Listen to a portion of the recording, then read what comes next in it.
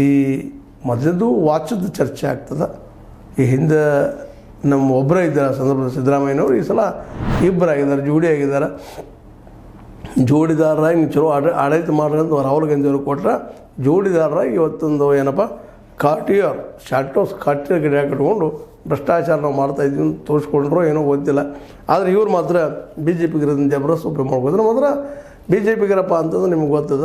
ಒಂದು ಸಣ್ಣ ವಿಷಯವನ್ನು ಯಾವ ರೀತಿ ಕಡ್ಡಿನ ಗುಡ್ಡ ಮಾಡೋದ್ರೆ ಲಗ್ದಿ ಎಕ್ಸ್ಪರ್ಟ್ ಹ್ಯಾಂಡ ಇಟ್ಟು ಸಿಕ್ಕರಂತೆ ಮೋದೋಗ್ಬಿಡ್ತು. ಏನೋ ಆಗಲಿ ಕಾಂಗ್ರೆಸ್ಸಿಂದ ಮಾತ್ರ 63% ಭ್ರಷ್ಟಾಚಾರದ ಬಗ್ಗೆ ಈ ವಿಚಾರ ಹೊರಗೆ ಬಂದಿದ್ದರಿಂದಾಗೆ ರಾಷ್ಟ್ರ ಮಟ್ಟದಲ್ಲಿ ಚರ್ಚೆ ಆಗ್ತದೆ.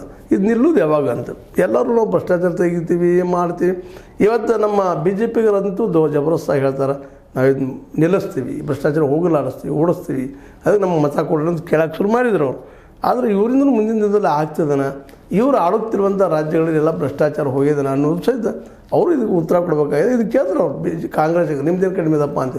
ಇದರ್ಥ ಎರಡು ಒಂದೇ ನಾನದು ಎರಡು ಮುಖಗಳು, ಕಾಂಗ್ರೆಸ್ ಮತ್ತು ಬಿ ಜೆ ಪಿ.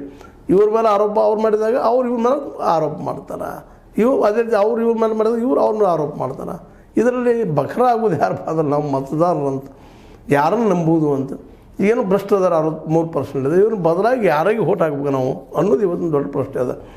ಯಾವ ಪಕ್ಷಗಳು ಇಂಥವ್ರಿಗೆ ಅಂತಾರೆ ನಮಗೆ ಹೇಳಿಲ್ಲ. ಒಂದು ಸಂದರ್ಭದಲ್ಲೇ ನಮ್ಮ